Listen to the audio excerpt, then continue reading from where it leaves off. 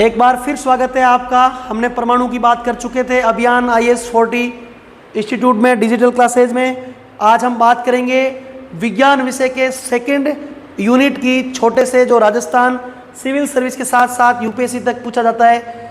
Chapter का नाम होगा pH स्केल। pH स्केल नाम है, ठीक है। पोटेंश हाइड्रोजन, pH स्केल को हम इंग्लिश में बात करें पोटेंश हाइड्रोजन। क्या यूज है इसका, पहले तो देखो, अगर कोई ऐसी स्केल जो अम्लता व सारता मतलब एसिड और सार को मापे शरीर में, ठीक है, या खेतों में मापे, कहीं भी मापे, मिट्टी में, पानी में, जल में, 0 से लेके 14 तक, 0 से लेके 14 तक इसके मानक होते हैं। 0 से 7 तक तो एसिड होती है और 7 से 14 तक सार होती है, ठीक है। तो ये पोटेंश हाइड्रोजन की मैं बात करूं, ठीक है, इसे बोलते हैं शक्ति का सूचक। शक्ति का सूचक अम्लता और सारता मापने का काम करती है pH स्केल, इतना ध्यान होना चाहिए। सोरेनसन नाम के वैज्ञानिक ने इसको खोज की। सोरेनसन ने इसको खोजा।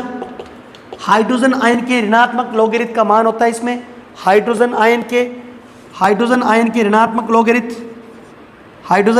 ऋणात्मक लोगेरिथ का मान होता है इसमें, ये ध्यान होना चाहिए आपको। pH पोटेंश हाइड्रोजन अम्लता और सारता नापती है। अलग अलग 0 से 7 वाला एसिड, 7 से 14 वाला सार सोरेनसन ने खोजा। शक्ति का सूचक, इतना आपको पता होना चाहिए। दैनिक जीवन में इसके क्या क्या यूज है हम बात करें। सबसे पहले pH का यूज क्या क्या है देख लो। उदर में अम्लता, हमारे पेट में हाइड्रोक्लोरिक अम्ल की मात्रा बढ़ने पर हमें हिचकी आती है, लेकिन हमें ऐसे लगता है हमें कोई याद कर रहा है। याद कोई नहीं कर रहा है, हाइड्रोक्लोरिक की मात्रा बढ़ रही है तो हमें पीते हैं मिल्क ऑफ मैग्नीशिया का घोल, हमें लेते हैं, अनेक रूपों में लेते हैं इसको, टैबलेट घोल के रूप में, तो हमारी अम्लता क्या हो जाती है, कम हो जाती है। तो ये pH का एक यूज हो गया इसका दैनिक जीवन में यूज। सेकंड हम इसकी बात करें, सेकंड यूज क्या होगा, दंतक्षय। दंतक्षय क्या होता है, अगर हम रात में खाना खा के सोते हैं, तो अनेक प्रकार के बैक्टीरिया जो भोजन में होते हैं वो सुबह तक हमारे मुंह में 6.5 से कम मुंह की अम्लता कर देते हैं, अम्ल बढ़ जाता है। तो हम सार के रूप में पेस्ट यूज़ करते हैं, कोलगेट। तो इससे हमारा क्या होगा, वापस मुंह का संतुलन बन जाएगा, अम्लता और सारकता सही हो जाएगी, इसलिए दंतक्षय में इसका यूज किया जाता है। थर्ड हम इसकी बात करें तो इम्पोर्टेंट ये है, अम्ल वर्षा जो 5.5 से कम होती है, वो वर्षा जो हमारे शरीर के लिए भी, वो पानी हमारे शरीर के लिए नुकसानदायक होता है। साथ ही साथ पशु पक्षी और अनेक प्रकार की फसलों में भी अनुपयोगी होता है। इसके जल की pH माप के हम उसको शुद्धता की दृष्टि से यूज लेते हैं, ये अम्ल वर्षा में काम आ गया। और हम चौथे की बात करें तो मिट्टी। अब मैं इसको थोड़ा साफ करके आपको मिट्टी के बारे में बताऊंगा।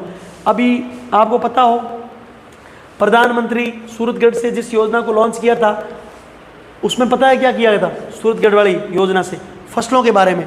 तो मिट्टी की शुद्धता के लिए एक योजना लागू की गई थी। कमेंट बॉक्स में उस योजना का नाम आपसे जानना चाहूँगा, 2015। आपको इतना ध्यान होना चाहिए, उसमें भी pH स्केल की मिट्टी की